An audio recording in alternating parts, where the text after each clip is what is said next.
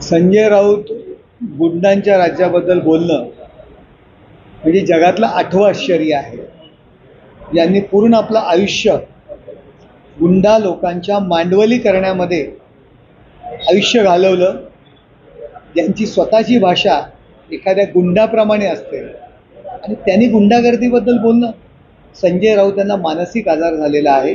त्यांचा जो पराभव झालेला आहे, त्यांची पार्टी जी संपुष्टात येत आहे, त्यामुळे जे काही होतं आहे ते राज्य सरकारमुळे, सत्ताधाऱ्यांमुळे होतं, असा एक मानसिक रोग त्यांना झालेला आहे आणि त्यामुळे ते तशा पद्धतीने आरोप करतायत. संजय राऊत रोज नवीन नवीन पिक्चरच्या या ठिकाणी शूटिंग सुरू आहेत, नवीन नवीन पिक्चर या ठिकाणी येत आहेत. बॉलिवूडवाले मुंबई आणि महाराष्ट्र याला प्रथम प्राधान्य देत आहेत. ही इंडस्ट्री, जर बॉलिवूड धोक्यात असतं तर या ठिकाणी लोकांनी प्राधान्य दिलंच नसतं, चित्रपटसृष्टीतल्या लोकांनी. पण केवळ मानसिक जो आजार आहे संजय राऊतांचा, त्यामुळे ते अशा पद्धतीचा आरोप करतात. उद्या त्यांना काही झालं, मुंगी चावली, तरी ते राज्य सरकारवरतीच आरोप करणार आहेत.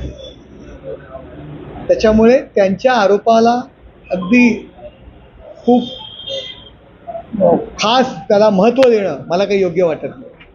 नाही, मला मीडियाला पण विचारायचं आहे की आपण पण काही प्रश्न विचारता. काल नरेंद्र मोदी आले, आज सैफ अली खानवर हल्ला झाला. काय संबंध मोदी साहेब येण्याचा आणि सैफ अली खानचा? त्याच्यावर हल्ला रात्री 2:30 वाजता, 2 तास कोणी माणसं दिसत नाही आहेत त्या कॅमेरामध्ये. कोण आलं गेलं, पोलीस शोध घेत आहेत ना.